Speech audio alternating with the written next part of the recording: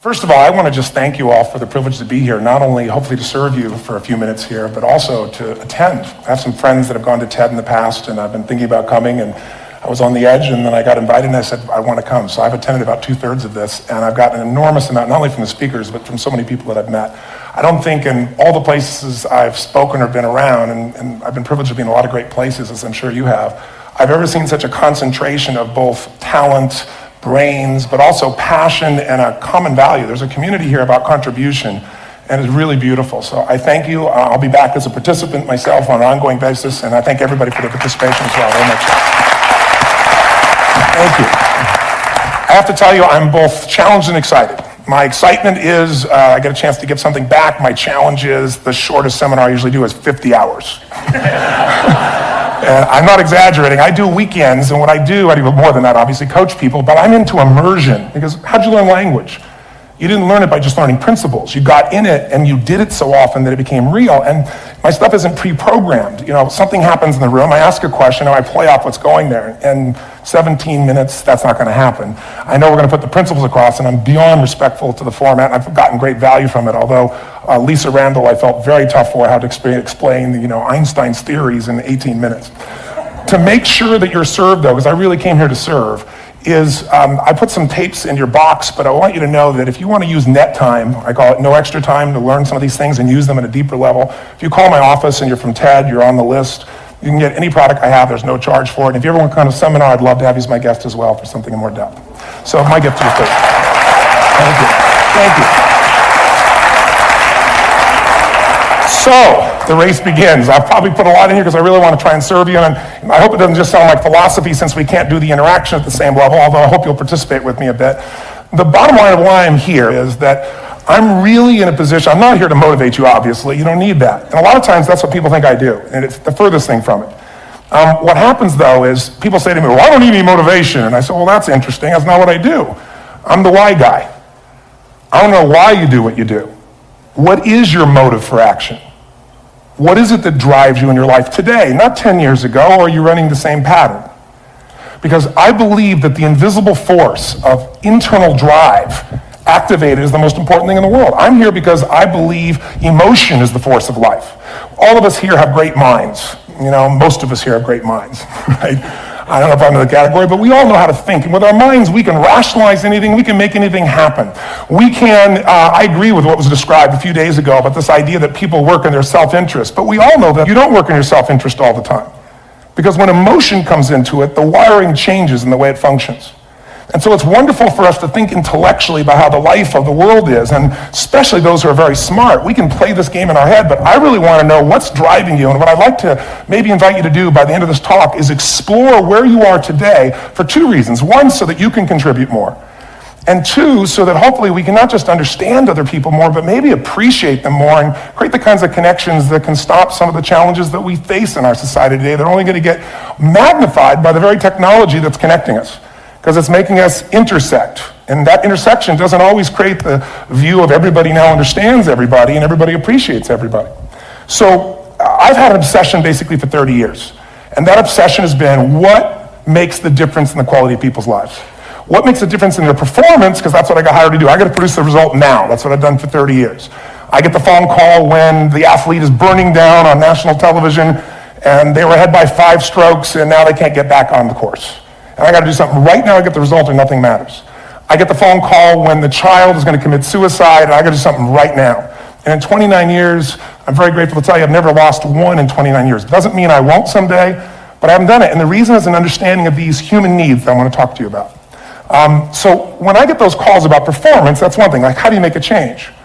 But also, I'm looking to see what is it that's shaping that person's ability to contribute, to do something beyond themselves. So maybe the real question is, I look at life and say there's 2 master lessons. One is there's the science of achievement, which almost everyone in this room has mastered to an amazing extent. That's how do you take the invisible and make it visible, right? How do you take what you dream about and make it happen, whether it be your business, your contribution to society, money, whatever it is for you, your body, your family. But the other lesson of life that is rarely mastered is the art of fulfillment. Because science is easy, right? We know the rules, you write the code, you follow those, and you get the result. Once you know the game, you just, you up the ante, don't you? But when it comes to fulfillment, that's an art. And the reason is it's about appreciation and it's about contribution. You can only feel so much by yourself. So I've had an interesting laboratory to try to answer the question of the real question, which is, what's the difference in somebody's life if you look at somebody like those people that you've given everything to, like all the resources they say they need. You gave them not a $100 computer, you gave them the best computer. You gave them love, you gave them joy, you were there to comfort them. And those people very often, and you know some of them I'm sure, end up the rest of their life with all this love, education, money, and background, spending their life going in and out of rehab. And then you meet people that have been through ultimate pain. Psychologically, sexually, spiritually, emotionally abused, and not always, but often they become some of the people that contribute the most to society. So the question we got to ask ourselves really is, what is it? What is it that shapes us? And we live in a therapy culture. Most of us don't do that, but the culture is a therapy culture. And what I mean by that is the mindset that we are our past. And everybody in this room, you wouldn't be in this room if you bought that theory, but most of society thinks biography is destiny. The past equals the future. And of course it does if you live there. But what people in this room know, and what we have to remind ourselves though, because you can know something intellectually, you can know what to do and then not use it, not apply it. So really what we got to remind ourselves is decision is the ultimate power.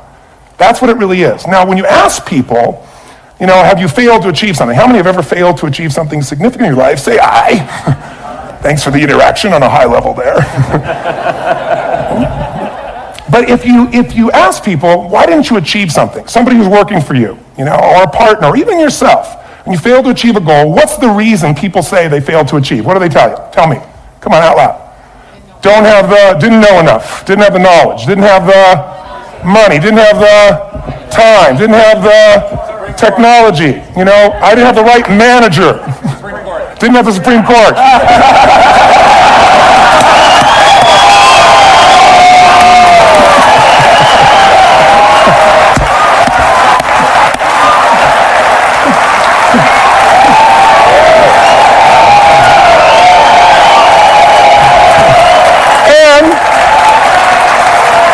And what all those, including the Supreme Court, have in common? They are claim to you missing resources. And they may be accurate. You may not have the money. You may not have the Supreme Court. But that is not the defining factor.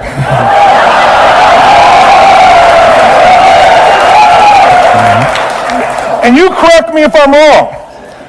The defining factor is never resources, it's resourcefulness. And what I mean specifically, rather than just some phrase, is if you have emotion, human emotion, something that I experienced from you day before yesterday at a level that is as profound as I've ever experienced, and if you'd communicated with that emotion, I believe you would have won.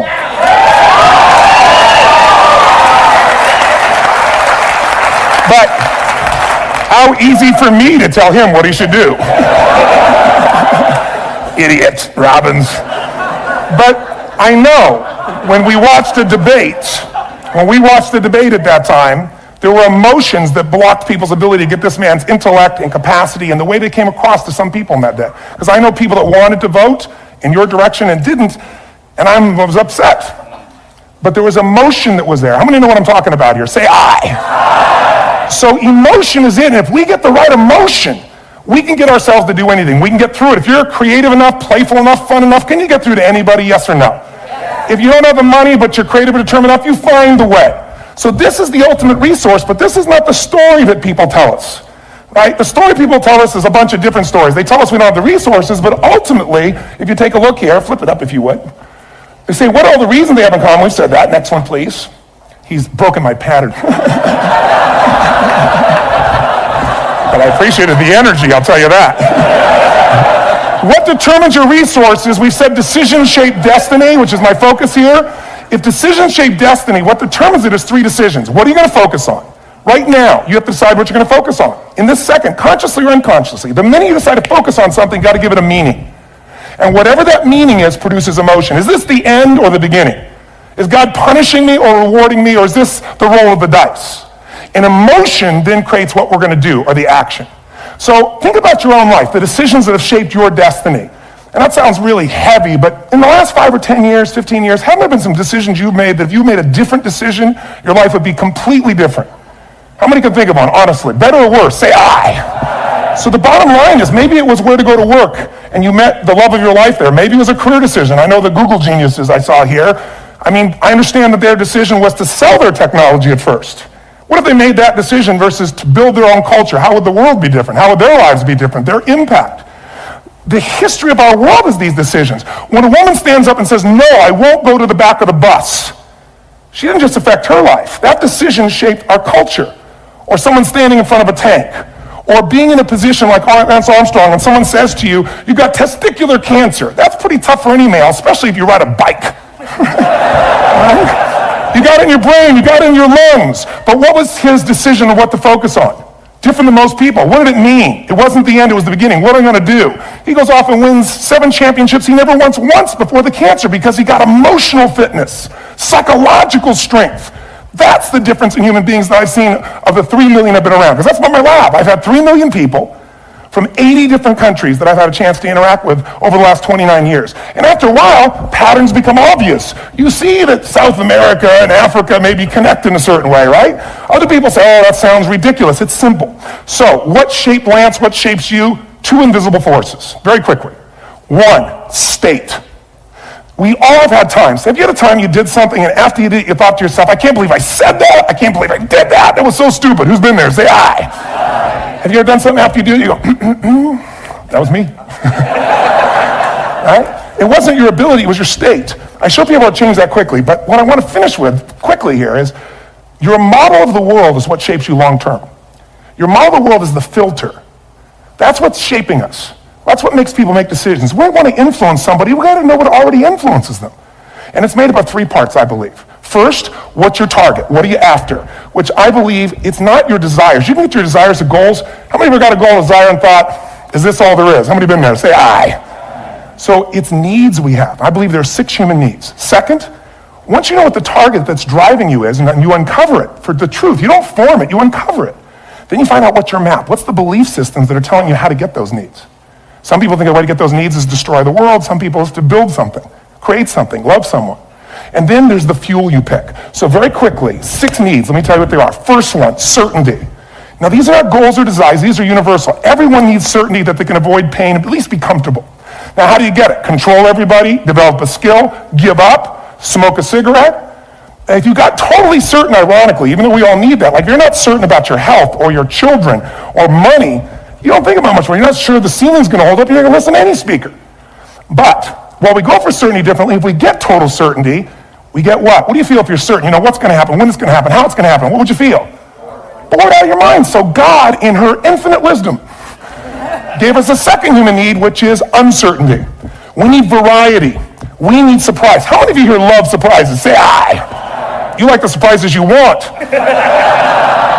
The ones you don't want, you call problems, but you need them. So variety is important. Have you ever rented a video or a film that you've already seen? Who's done this? Why are you doing it? You're certain it's good because you read it before, saw it before, but you're hoping it's been long enough you've forgotten enough there's variety. Third human need, critical, significance.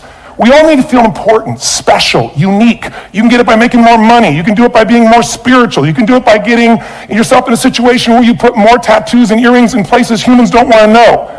Whatever it takes. The fastest way to do this, if you have no background, no culture, and no belief in resources or resourcefulness, is violence. If I put a gun to your head and I live in the hood, instantly I'm significant. 0 to 10, how high? 10. How certain am I you're going to respond to me? 10. How much uncertainty? Who knows what's going to happen next? Kind of exciting, like climbing up into a cave and doing that stuff all the way down there. Total variety and uncertainty. And it's significant, isn't it? So you're willing to risk your life for it. So that's why violence has always been around and will be around unless we have a consciousness change as a species. Now you can get significance in a million ways, but to be significant, you got to be unique and different. Here's what we really need. Connection and love, 4th need. We all want it. Most people settle for connection because love's too scary. Don't want to get hurt. Who here has ever been hurt in an intimate relationship? Say aye. And you're going to get hurt again. Aren't you glad you came to this positive visit? But here's what's true. We need it. We can do it through intimacy, through friendship, through prayer, through walking in nature. If nothing else works for you, get a dog. Don't get a cat, get a dog. Because if you leave for 2 minutes, it's like you've been gone for 6 months when you show back up again 5 minutes later, right? Now, these first 4 needs, every human finds a way to meet. Even if you lie to yourself, even if you have split personalities. But the last 2 needs, the first 4 needs are called the needs of the personality, is what I call it. The last 2 are the needs of the spirit. And this is where fulfillment comes. You won't get fulfillment from the first 4. You'll figure a way, smoke, drink, do whatever, meet the first 4. But the last 2, number 5, you must grow. We all know the answer here. If you don't grow, you what? If a relationship's not growing, if a business is not growing, if you're not growing, it doesn't matter how much money you have, how many friends you have, how many people love you, you feel like hell. And the reason we grow, I believe, is so we have something to give of value. Because the sixth need is to contribute beyond ourselves. Because we all know, corny as it sounds, the secret of living is giving. We all know life's not about me, it's about we. This culture knows that. This room knows that. And it's exciting. When you see Nicholas up here talking about his $100 computer, the most passionate, exciting thing is here's a genius, but he's got a calling now. You can feel the difference in him. And it's beautiful. And that calling can touch other people. In my own life, my life was touched because when I was 11 years old, Thanksgiving, no money, no food, and we're not going to starve, but my father was totally messed up. My mom was letting him know how bad he messed up. And somebody came to the door and delivered food. My father made 3 decisions. I know what they were briefly. His focus was, this is charity. What does it mean? I'm worthless. What I got to do? Leave my family, which he did. The time one of the most painful experiences of life. My 3 decisions gave me a different path. I said, focus on, there's food, what a concept. You know? Second, but this is what changed my life. This is what shaped me as a human being. Somebody's gift, I don't even know who it is. They're not asking for it, this is giving our family food, looking out for us. It made me believe this. What does it mean? That strangers care. And what that made me decide is if strangers care about me and my family, I care about them. What am I going to do? I'm going to do something to make a difference. So when I was 17, I went out one day on Thanksgiving. It was my target for years, have enough money to feed 2 families. Most fun thing I ever did in my life, most moving. Then next year I did 4. And I didn't tell anybody what I was doing. Next year, 8. I wasn't doing it for brownie points, but after 8, I thought I could use some help. So sure enough, I went out, and what did I do? I got my friends involved, and I grew companies, and then I got 11 companies, and I built a foundation. Now, 18 years later, I'm proud to tell you, last year we fed 2 million people in 35 countries through our foundation, all during the holidays, Thanksgiving, Christmas, in all the different countries around the world. It's been fantastic. Thank you. So I don't tell you that to brag. I tell you because I'm proud of human beings because they get excited to contribute once they've had the chance to experience it and not talk about it. So finally, I'm about out of time. The target that shapes you, here's what's different about people. We have the same needs, but are you a certainty freak? Is that what you value most, or uncertainty? This man here couldn't be a certainty freak if he climbed through those caves. Are you driven by significance or love? We all need all 6, but whatever your lead system is tilts you in a different direction. And as you move in a direction, you have a destination or destiny. The second piece is the map. Think of that as the operating system tells you how to get there. And some people's map is, I'm going to save lives even if I die for other people, and they're a fireman. Somebody else says, I'm going to kill people to do it. They're trying to meet the same needs of significance, right? They want to honor God or honor their family, but they have a different map. And there are 7 different beliefs. I can't go through them because I'm done. The last piece is emotion. I say one of the parts of the map is like time. Some people's idea of a long time is 100 years. Somebody else says is 3 seconds, which is what I have. And the last one I've already mentioned that felt you. If you got a target and you got a map, and let's say, I can't use Google because I love Macs, and they haven't made it good for Macs yet. So if you use MapQuest, how many have made this fatal mistake of using MapQuest at some time? You use this thing and you don't get there. Well, imagine if your beliefs guarantee you can never get to where you want to go. The last thing is emotion. Now here's what I'll tell you about emotion. There are 6,000 emotions that we all have words for in the English language, which is just a linguistic representation, right? It changes by language. But if your dominant emotions, if I have more time, I have 20,000 people or 1,000, and I have them write down all the emotions that they experience in an average week. And I give them as long as they need. And on one side, they write empowering emotions, the other is disempowering. Guess how many emotions people experience? Less than 12. And half of those make them feel like so they got 5 or 6 good frickin' feelings, right? It's like they feel happy, excited, oh, frustrated, overwhelmed, depressed. How many of you know somebody who no matter what happens finds a way to get pissed off? How many know somebody like this? Or no matter what happens, they find a way to be happy or excited. How many know somebody like this? Come on. When 9/11 happened, and I'll finish with this, I was in Hawaii. I was with 2,000 people from 45 countries. We were translating 4 languages simultaneously for a program that I was conducting for a week. The night before was called Emotional Mastery. I got up, had no plan for this, and I said, we had all this fireworks, I do crazy fun stuff. And then at the end I stopped, I had this plan I was going to say, but I never do what I'm going to say. And all of a sudden I said, when do people really start to live? When they face death. And then I went through this whole thing about if you were going to get off this island, if 9 days from now you were going to die, who would you call, what would you say, what would you do? One woman, well that night is when 9/11 happened. One woman had come to the seminar, and when she came there, her previous boyfriend had been kidnapped and murdered. her friend, or her new boyfriend, wanted to marry her, and she said no. He said, if you leave and go to that Hawaii thing, it's over with us. She said it's over. When I finished that night, she called him and left a message, true story, at the top of the World Trade Center where he worked, saying, honey, I love you. I just want you to know, I want to marry you. It was stupid of me. She was asleep, because it was 3 a.m. for us, when he called her back from the top and said, honey, I can't tell you what this means. He said, I don't know how to tell you this, but you give me the greatest gift, because I'm going to die. And she played the recording for us in the room. She was on Larry King later. And he said, you're probably wondering how on earth this could happen to you twice. And he said, all I can say to you is, this must be God's message to you, honey. From now on, every day, give your all, love your all. Don't let anything ever stop you. She finishes, and a man stands up and he says, I'm from Pakistan, I'm a Muslim. I'd love to hold your hand and say I'm sorry, but frankly, this is retribution. I can't tell you the rest because I'm out of time.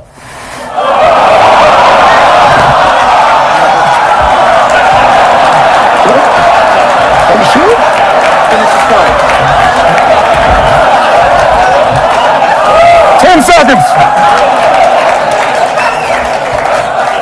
10 seconds, so I want to be respectful. 10 seconds, all I can tell you is I brought this man on stage with a man from New York who worked in the World Trade Center, because I had about 200 New Yorkers there. More than 50 lost their entire companies, their friends, marking off their Palm Pilots. One financial trader, this woman made of steel, bawling, 30 friends crossing off that all died. And what I did to people is said, what are we going to focus on? What does this mean, or what are we going to do? And I took the group and got people to focus on, if you didn't lose somebody today, your focus is going to be how to serve somebody else. There are people, one woman got up and she was so angry and screaming and yelling, and she wasn't from New York, she's not an American, she doesn't know anybody here. I said, you always get angry. She said, yes. Guilty people got guilty, sad people got sad. And I took these two men and did what I call an indirect negotiation. Jewish man with family in the occupied territories from New York who would have died if he was at work that day. And this man who wanted to be a terrorist, and made it very clear. And the integration that happened is on a film, which I'll be happy to send you, so you can really see what actually happened instead of my verbalization of it. But the two of them not only came together and changed their beliefs and models of the world, but they worked together to bring, for almost 4 years now, to various mosques and synagogues, the idea of how to create peace. And he wrote a book, which is called My Jihad, My Way of Peace. So transformation can happen. So my invitation to you is this. Explore your web, the web in here. The needs, the beliefs, the emotions that are controlling you, for two reasons. So there's more of you to give. Yeah, achieve too. We all want to do it, but I mean give, because that's what's going to fill you up. And secondly, so you can appreciate, not just understand, that's intellectual, that's mind, but appreciate what's driving other people. It's the only way our world's going to change. God bless you. Thank you. I hope this was served. Tony Robbins.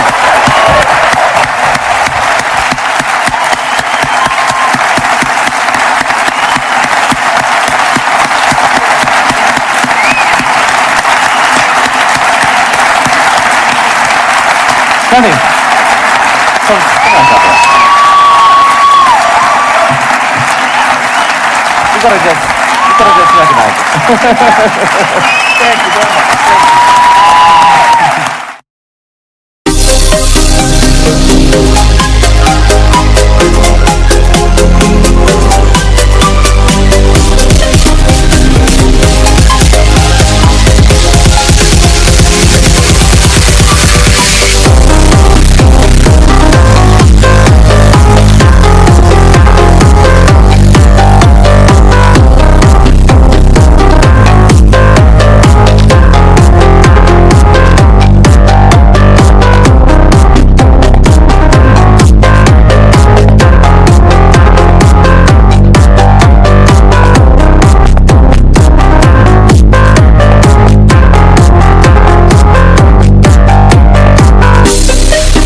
Thank you.